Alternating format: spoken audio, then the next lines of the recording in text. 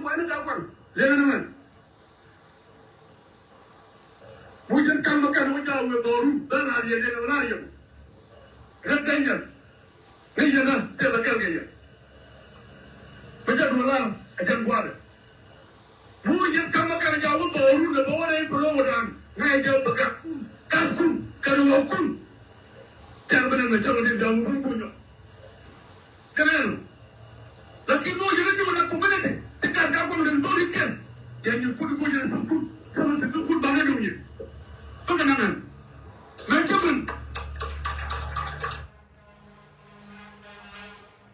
Anen malaron wanka changdar ka tiang ka ta na kontengol we ka no dot tv family ka changa bara ka pa ware pan ron ba da da wudi jana wudi di ani manu ni mer yang do pan bara ta ma ko jen be no nder ka tungnen tina wi mon ke lew ngot kan ware ila kon ji on idiatin content to go the men wala ka pal ka yom ladio yende la pisande ko ma ta kel ka ye ne dia la kon pal ka tiang man ne dia la kon ki pal woru no ko ye chuta kel ye dori kun no go ne dia la kon ngore de ko ba ka boz chien ye ken kamal loy contest ko kon nyal ko chane changa me chane chop kel wana re la kon ka la ko bia ka chia ka ne kon ma le che janira ma te ke me cha larie ukir me ta ma jene ukir me ta kon ka wole de kon dia to kon ka wole de bina barara mas ko jen ponde mite ka me la important ma go lian kan wer community go re je go wajen ba jala no karar ka me don ko weidan hier dong nyinten kon tare weidan panken cha kala de tane no kon te tin ka chi ka chop ji don che chia ga long ka milen en ke ngode la gobi no do tv baba la tera ara mas ka gwame dong tit ka jeno kid wala de me wan lay la kon lara nyaman goro waba lar kon lar ma we ka kon wala diar wi mon ke lew ka dida ba ka bul community ne din kon to wi yer ma ne diar kon tare we ka South Sudan en goto kon ga dan e chia lingwa da na chiwa cha bardor mi chal ke Libya gada mo jen chode cha leji kan kol gadwel cha bar re dor mi chal ke Libya kaninte kon e chiwa jaw ka chia kon ling ba kan no do tv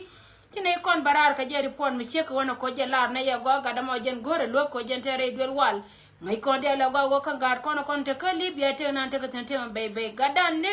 ni jikan kol gadwel ta ma jen matrai to da na chire me che kudi lon ka je gwana te tin nono go jen medan chaje to hari dwel wal ka me cha to hari dwel wal goda ne te tin la go jen te ka to te ka je kan ne te ko na te kel ka ko ka no to ko na ten to mi dor mi chal ke Libya mi chika te kariya mi chigwana che te ko la gor dwel wal la ka ka te ken nono go jen chika te ken ka kana gan ma ne ka te dia te kon te gor ka kuiriam kana kui ka go jen poinde ba dwel wal ba bil kane wal panken ba ka longa ba ka jedi dama do to da na chiga dan che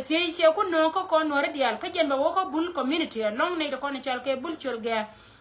ba wo ka long ko wona me ma roja tina ta me jen point ta ka to do nyoka mat ko re yo ko kui ka me lo do go jen ba to dial buli roye me jen che ku lar ko na ta me go jen chi chwe mi di te ko ben ka je ko che te dial te ko na te de jen chi ka ku to ki doctore da ne te ka je ka el ba chale ni jo kana go jen point de hyode de yungo ne je ko jen che te ka badara o te ka bata de kana bar shoka de kakan dial ka bar de bay bay te chi chokien tanken chi ka tol chi ka bar na de choko de jen te ka chi amata tin roy mi chi ka wona cha nom doctor bele de ko jen de chi amo de wa kamrar me chi yo ka chi ka nyan ka duel wal kani de kono kwala chole libin ante me point doctor bele de bango de stile la wotie ye dor ka je chi gadan ku ben ka gora tie ka gora loka konwer community en go jen point de je loka tin dial kono loka ne ran dunde choi mi de long ta ka tur na ka tin kono te ka jare duel wal muno go me jin war me linga ko gwana anta tin gwa me kama ni yene ko ni chalga community bulli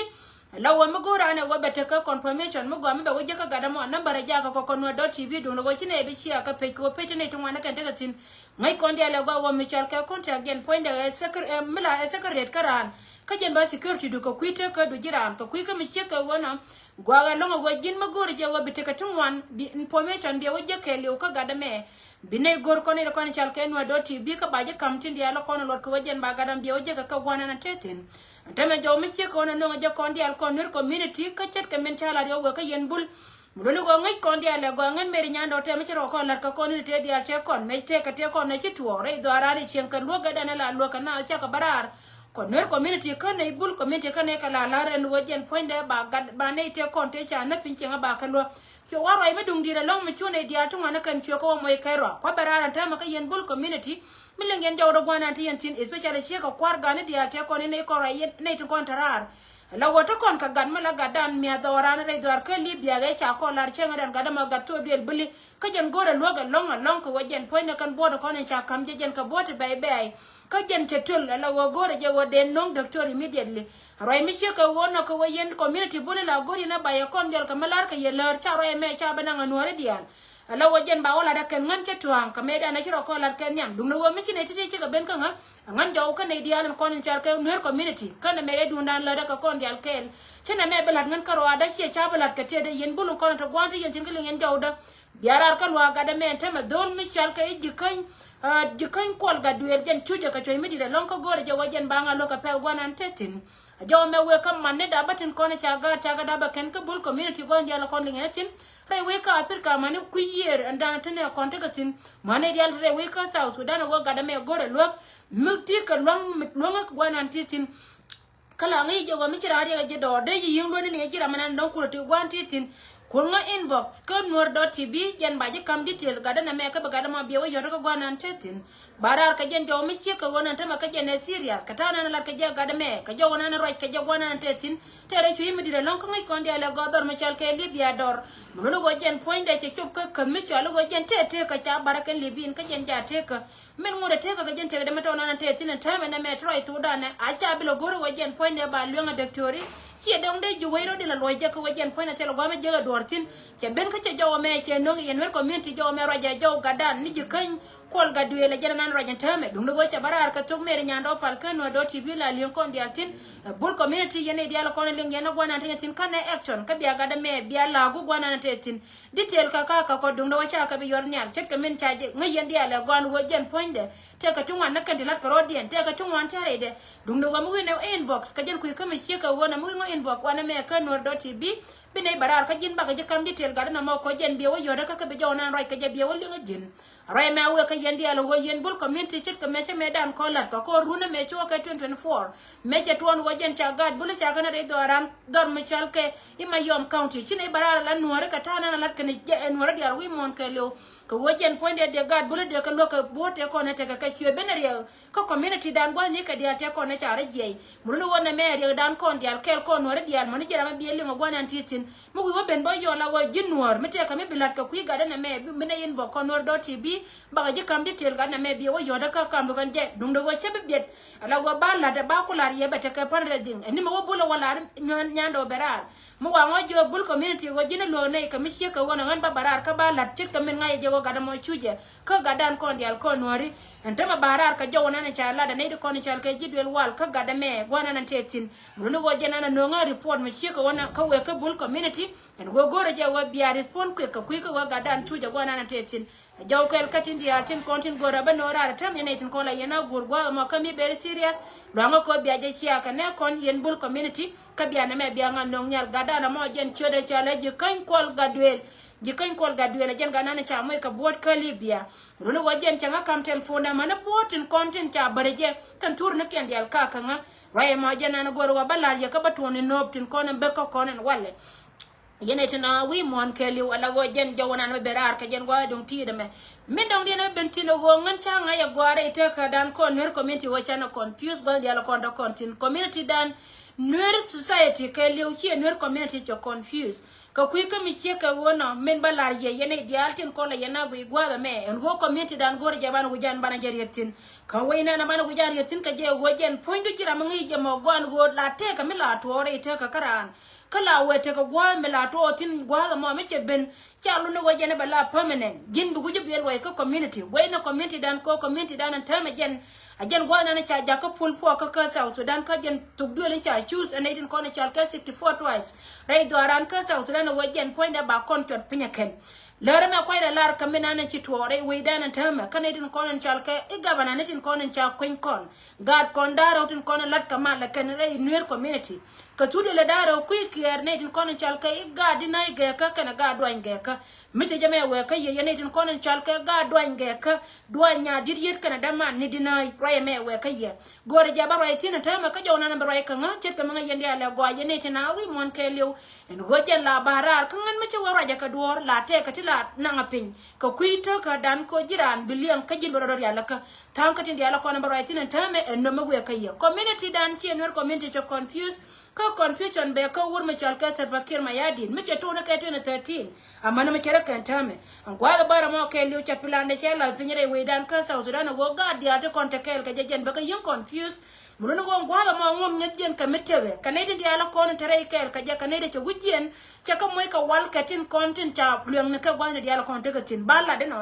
ko go kan dia medan kan yo ko kon ja ko be ka choran ta me chine kon tere kan chi ko chor ka yo muruno go min cha plan ne ti chol ka jen community ka queen wer community michima wodung South Sudan la go min tar kare korama ka tude le dare uti chal ke wer community ka ne jen community ka go chi jen community cha wo kwara ka nyam gore je go be wer community be yin topin antama ka go be dan cha ma cha yot de bu ka ne dial ke re we ka South Sudan ke 2013 wona ka 2016 korama te tin la go jen point de cha ne tin kon chal ke 64 twice to we ka South Sudan cha wudien cha na ngai jen community ka cha na cha ka yon ma ja ken gwada mo la go jen lar ka je yi kur South Sudan ke rebel cha tuk duel kel chole rebel ko jen gang rode antama taro ito dan yeni ko kon chal ke in wer community min cha kur ya la ka go cha ku gor go kan ga at kun kon tare ko go chi ku pa chor ka yo ko cha yo ko pa ngai won yo mi chiro dol yo mana kar ku la wite ka kwatungwan mulunu go jen point de en go chi gar ko chi ka lede ka jen point de la we go ka jirun ka jin rai dongo do ba la wi dongo go min cha ko pa ngai ka tama cha ngai wo point ramran la ram cha cha ko wi mo na jen na la bere expensive wi mo ka jen na riyongi antama chi community dan ken dit ka tin kontre kuma South Sudan kel ka won chal ka Salva Kiir ma yadit cha ler ken kula pinya Kenya agwa wo ko ne ko ne chal ka chap ken ba cham no ko na ken cha won mi chal ka dola ken ne won mi chal ka Dr. ya gai ko dia nyang cha ka kwan ken ne titi ka wo ken kwan ken bi ka la wan ken wer community i wa ba mal nam ken ne titi kan dial ba yele ne jo chi ko gwe na che gwe ne je a chi ma me cha la ne je ne kon dial ne titi kan chi ko confuse kel ka kon ne de kon tara muno go jen pankien ta ka jobi amal nanga kene ka jimala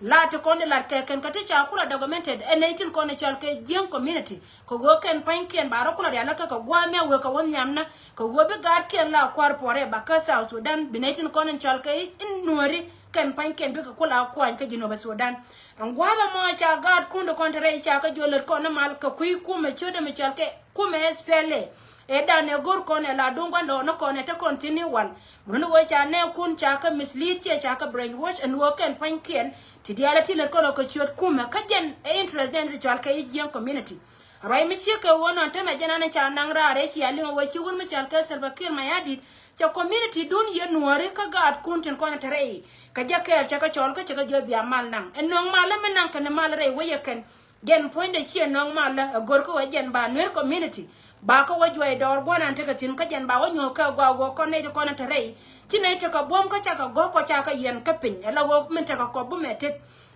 yene di ala ko na tara tele mete ka ye gona te yen tin amma wora an wakon te ro da che yen kon ba ka yen na chet ka min cha ja lara dol mi chal ka idola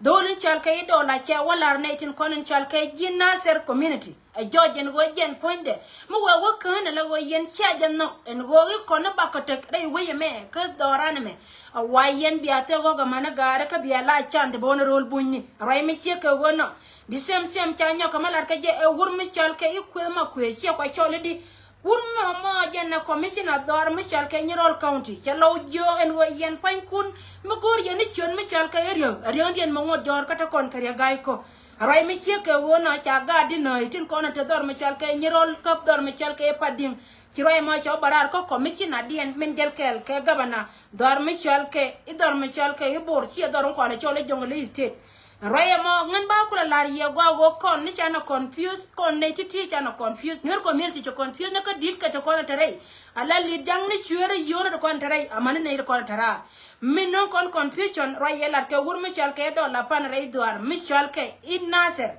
gen point de chiro me de patet ene te ko ne tetin ko che lara go mo wo yen gur mi chal ka kan makana waja ko wo wi gwan yene de kon to gwala ma biate go ka biate de ka chwa patet de nwer community ne me jene bi confusion ko ne tin di ala kon to gwan dum ro che be bel yene de kon la cha ngai je gwa wona me plan de wurje ngakanta me jen be wona de kon right ka to dun a chima wojen ponde iba ma le ba wala kane to kon ko de chore ji South Sudan dia ma le la kare nore dare ko ne de kon chal ka je ko kiera mal ma gay wi ne dia ma kutte lugo ko ne chana confused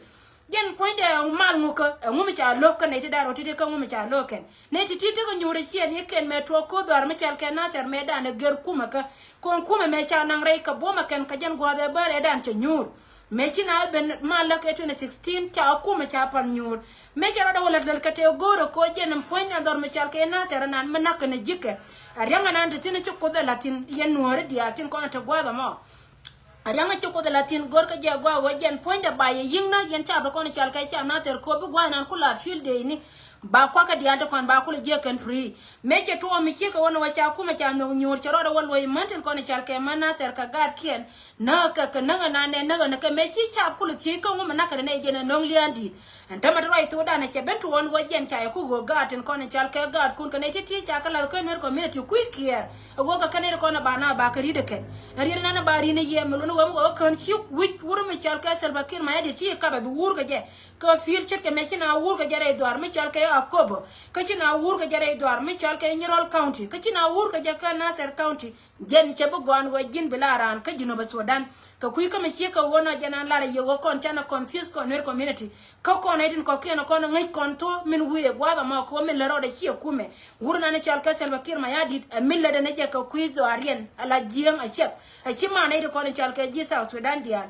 gor na do ken ba tuna tugdul kel mi chal ka tugdul no rebe chot pin ka je ko go che ngai go jen point de che wur mi chal ka re ma char che kap chi leke tin ko ne cha cha je ko ngep ke la gon te ma chi ko do ma no ko da ka le ko kuy ko wa che ngai go jen che pe ka mi la de che la cha pele che re la ka kana ne tin ko ne chal ka ji ko cham wa cha na me cha la de kana la go kan cha pen go jen te ma kwa wo klin ne pin chi ni go go dia la ko ngai ka je wo te ka mi cham ka tin ba jiken ba ka yung joirar ba ka joirar ko bi kuma Salva Kiir ma yadi ba yung wotin ne me jen plana la roda ka je no go kana ye gad kunda rew tin ko ne te ko lar ka je wo wi ko wa wi ko ene de ko ne chal ka gad no ge ka kan ye wi ko wana me ka ne de ko ne chal ka gad wan cha ko kam garare en go wur mi chal ke gur mi chal ke kam ma kan en go be nyoro wa bi ate go kana gad ka dong ba ye yung bul ladim la go cha wala ye joj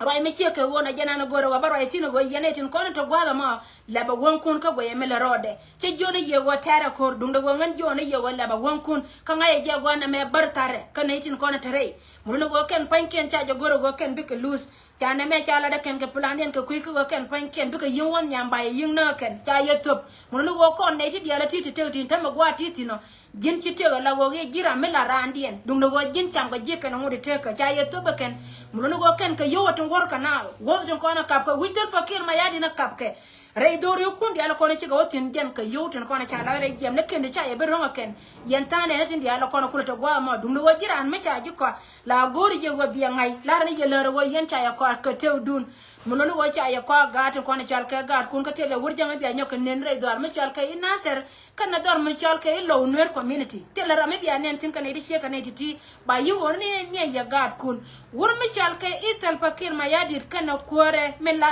kor advisor de medid ni wur mi shalke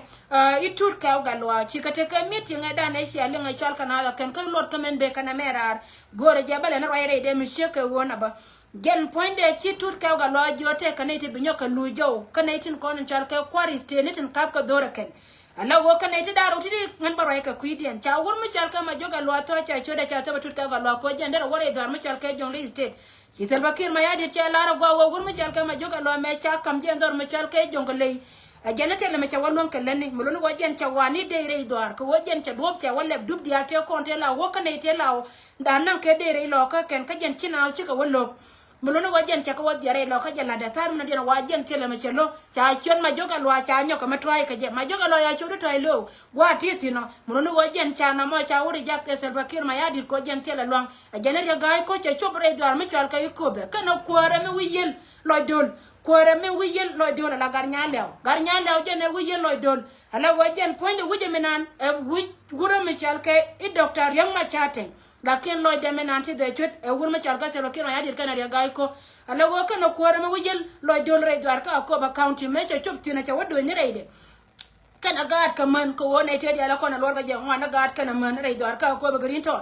gen tele me chala ra Salva Kiir Mayadi ro ye dum do wala wa ko ba we green mulun go gen point me che chop teno gwa me che ka wona kan ka wa mai ne go kan ko je spele wo ye gen chi mai ne kana wo chu ko re na lo dol wi yel gen point che chonkel ka cha wi jur me chal ka Salva Kiir Mayadi ta kap ka bel kai ka banda me da ne te tin ka wa wi wur me chal ka Dr. Yamachar ka ku ka me che ka wona che wur me chal ka regai ko che mo ke kre de me di cha wur me chal ka ma jo ka lo nya ko bu pin ala wo cha wo je ne che te ka bo ma ta ma che ra nya ka gien cha wara idor me chal ka Lanken County a cha wo ka Lanken dor me chal ka Nyerol County mulunu wo je cha gor ka nya ka mere be ka me da na cha kon lat ka wur county cha wo wur me chal ka regai ko jen poinde be ne di atin kon to gwa ma be ku me yel be bom ne pin ala wo jen ba lo je na lo al ke lew chang ba jog den ka ba ka jogam yel ala wo jen batel anta me cha wur me chal ka regai ko cha nya ko wo pon den am ko pe ba ke le ko na ya de kam de jong le jen chi ga kan rai me ba la ye go wo jen poinde ke na ma chi wur me chal ke chi jawra nya ka ben ba ka tut ka ga lo cha wo ba wur me chal ke kan chol ran le ba nya ko lu nja wala la jindu Iraq ba nya ko lu jo ba lo dor me chal ke me la kar chele ne nya ka me lo jen Salva Kiir Mayadi cha we wura nan chal ke do la gar wura me chal kun poi ko do la gar kun poi yen wor dia wi mon ke lo do la kun poi cha we do la kun poi jen poi ne be chobre do me chal ke na ser kana wala ka be kan ma kana be wakap ko jen poi de non mai rai kana do kon chal ke youth wa wura me chal ke kon to la kan poi ga dang dok te cha kam je cha pe ka me la kala la war wa ne te wala we ka gwa na cha na bo me te kana di cha na la jina ter ba wona rim ken pe kana me wo chwa ba wa wura me chal ke do la cha we be jan aroye mo chanyo ka me chari jaga la wo cha wur me chal ke yu kong chul chanyo ka don pinya Salva Kiir Mayadi titi ka kana kono chalat ku yir kana tin kono chal ke ga don nyam me chal ke idwan ge ka kana dama ne dinoy nya dir yer kana dama na la go jen cha wo ba wuje la ne ga ko ken nya ga nya medi cha wo ba gudun ba la ne ga ka jen ba la ka ken ga kuna da titi mun no yene dia la kono to ka waiting titi liba wur me chal ke ma joga lo to yene wur me chal ke i kong chora let i de yin ko lo ka me la kal ka de ma jong nang do ma bia leba ma ko go wur me chal ke re ga ko cha we ko ji we ko la go jen bion chal ke bibia state je la chara ka ria go ndi ala ko ni che wotin kan ga de ne am chi kor mi chi ka cha cho bena la wona na tin na ma che no re dia tin ko na te gwa ma cha ga ja ko jen cha we ba ku men dol ke le jen ba go be kap ala wo we yel kum dol na gar nya lew jare we ta me dar me chal ka ko ba county we jo ko la ye la ke lo de ti de chet kan na re chi ko do ra gwando na ria ga ko rai me jena ko ra balar ye go ka ken plana ko lar ke wur me chal ka Salva Kiir Mayadi go telle wur jang be nya ka gien aba wore do ri kun dum do yene ti na bia te jena ngo confusion na cha ko pale ka yen ta ma kana ri dia la ka wona kana mal ka gar kun ti kana ka jimala dum do wori te ko ne cha wa to dia na wa ma kan ka lin kin ka wala har nori gen la ba yo ko to kon to ji ba ga ba ti ba ka be nyoka ma gwa ka jo telle wo wur ma pel ka jina ba Sudan me che ka Salva Kiir Mayadi e wur ma pel ka pel me dung dit mu do go pel nan te ka je na me te ma le den ka dia la mul ma che wara ji la be de lek la wala go ji mam che te ma ngai ka jere ida na ma che tien ka pel kelio a jen plana che la na ma te ma la wala we gar dia tin ko ne che lat a jene ka wo joy ka ispi ni kun gwa de kon ra yentin a jela yana wane na te ma la wo che wo joy ko don ma chal ka dollar kun poi gar kun poi ni dollar jen che wo be ne ra la wo wo tiyo ko je ti dia la ko ne che wala te che wo piping ka ken ko ne te lo janga ka te bo janga che wala na ken te me dollar wo je ba yo ka ba re ko to do na de yoni ko wo jen che jang wo jo ga mo wo kan la wo sia don me chal ke che nuare wo jo go mo ya kan makana wo ja kare da wi gwan mo lo go gwa na ba jaltin jen poinde ba go kun kana det kun ka ye ba yana ne yan yar kel lo no go kuma melar je bana ba kana e kuma magaina roye mo lar je yan yar wo jen plante tin na mo ka dor kun da rew doan de ka ya doan ge ka kana nyimman kana dama ni dinai ajana lar ka ye na mo gar kun ko ne cha kun ye roye mo kel ba no raran wale go banyo ka malara je ye ka cha ken kon lar ke kan re mo ndan ci wur mi chal pon nang cha wodor mi chal ka e par yang re jani chet ka men ci kon dial ngai male cha da ga wi da kane ko lo ko wacha chet ken ke ka gang nang gwa ma cha da ga wi da mo nga ke likes yene dial ti pon nang cha wodor mi chal ka e par yang karo ina na cha woku ne dial ta gwa ma ci dor ke le ka jino bien ci lo dien te jega long pon nang wacha chobre we ka chobe ci chobe ja wajen pon ne cha woro ne ka to dien kane da kon chal ka jeng community Muno wajen point de korde ne we ka South Sudan ka jen cha wajo ya pujin won kuma mete ka jen kuma den kan jang ci kuma nori yana dia kon la yana di ni wona wajen ga kuma jino ba Sudan ci kuma jino ba Sudan ci wura mo cha wakaire ruwa ne ka to kon te tin ka cha ne ken cha ga jo ga wo ngan mete ka ngare ko rada ci men ballat ka yana de kon chal ka jen wo dor mi chal ka dor jane jene be gam raya mo cha walar nas dor mi chal ka par yan ka tok jane ka ci dor ka lew ka jino ba Sudan tin kon cha na me chali nga ken chene to ngana kan ci ga disappoint ka ku ko lar ka jagi korde ni re we ko wara ma wajalat no wara na ne cha wadol ka ne ke ndi har cha ko por mis ka cha lar ka go wo tena ma de na balare te ka de la da wajan bana itin ko ne chal ka jeng ba ka gang mo no wajan chi korde jino ba Sudan chi korde ni jino ba Sudan ke na korde ni jane mi cha ko nya jike na mo jana ne cha wala da ka ne te di ala to re do ka jong le state ka gwandu ti nan chi anga go wo chi ne ko ne chal ka red bel chi ka ben re do cha mai sha ka do ya kan cha mai to cha ka gwai cher ka me cha ne tin ko ne chal ka jong le cha ka kam 72 hours again la wo cha ka jo go go kon ba ka te ka ma ba ka la tin me cha to an walle ka gwandu ti nan dum do go ngode kono gure de ngo jen point de menante tin ma beto re da ma banyo kamalar ka je kineti ti ci ka nyen gwana ante ka tire do ka jong le state and wala na me we wuro mi chal ka ya gai ko kana ne tin kono chal ka ji kware re do ka jong le tin lar ka je we ko red bell ja ko yen ka gore ja go ba ka cho mo do no wara mo ja tin ka che to ko gwandu tin nan kana de kono chal ka je jong le Kitini chika ben ka naitin kono ngor ka je wade men ci tore lo ka ka revenge killing cha la ne ko ne chal ka shenda de yenta ka ngaitin mo no go ba nyoka mi jo yenta me wona mo telo ngai me gore de ngoda ka meta ka investigation hi gora kan tin yara ko lat ka rodien tin en goten ci to e lengo me ci to ka ne de chal ka shenda dor me chal ka pasai mama mo wete ka me wawo ngaitin ba ngor ka me ba barara la wajen point de baba lariye yene de kono la yena gur gwa me en gojen bi ateke lingtin go me ci roda la de lengo jaw mi ci ko non wona ka meto ay je ngana gore de kana na ngai yene diala ko ne ci ngati ko gore de barar ka je e mi ci ko wona ngode ka meta libade royen dong dien e mi banyo ka maba kam ne din diala ko de ka media en go kan gar kon diala kon re we ka South Sudan puja puj ka jite aran ko kan na ka kon ken ci ka men cha lar ye wojen point de cha kon ko te ka jaw mi ci ko barar che ngadan ko kore ci to ka ne di chal ka ji wuror ka rodien ka madien tin ling ne te ka ne di chal ka jikir gwang te kon te nyin ka ne ko ko le chole jaigo ti jaw cha barar medan en woje ne shi wur mi chal ka ma joga lo cha yo cha kana re do ar mi chal ka i wuror ma joga lo to ka jen wukre dum tire me ne tina wi mon ke le telo ma joga lo tet ka liana na liu kana dan tame ne de kono na kana da kana dol mi chal ke ma nyanga lo to kana daman kel mi chal ke gargar kal mi ci chore apare sorry mono wajen point daga kaneda kono na kanada ken ram kele ran kid gwang waka yote konde cha nanga gurma chal kaya gai ko ka gwada da na cho yote to kan cha ko lo ne de kono chal kaya lo juro di al chicken yo lo te konte wa ko ne ka gwamete tin en wajen point ken de korde ro continue de ne kono chal kaya ai go de ka yun chore do ar ko Uror county ko jen plan ina te ka te kom yona me cha nang ne de kon te ka jong le state de nong ju Uror me chi ne de kono chal kaya cha Uror cha ko lo ken chi wurma chal ka ma nyanga lo te ga kanen yone che goro ga wobe yoto to ba ka kana la wajen point de jena te ka de men te to te chi alim ma joga lo ante me tela ne chi na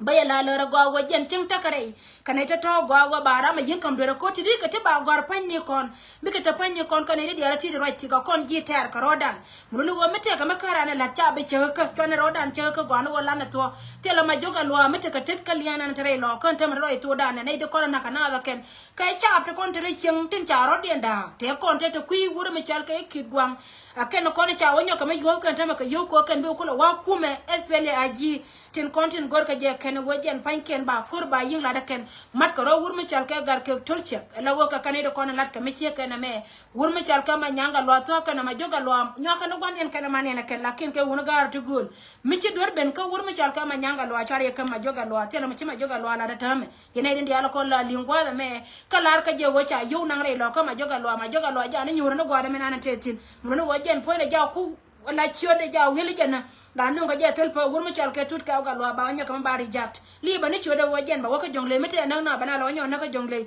anta ma ro to da na tel ma joga lo tet ka liana liu kana re lo ka kana de ko na kana ken kai cha be ya yonen te la ko me ya ka be doctor ya gai ko kana sal bakir ma yadi tiji kana ko na bandong ye wongan ngot karo na gara la nyima na ci saje la ji ta lo ya lo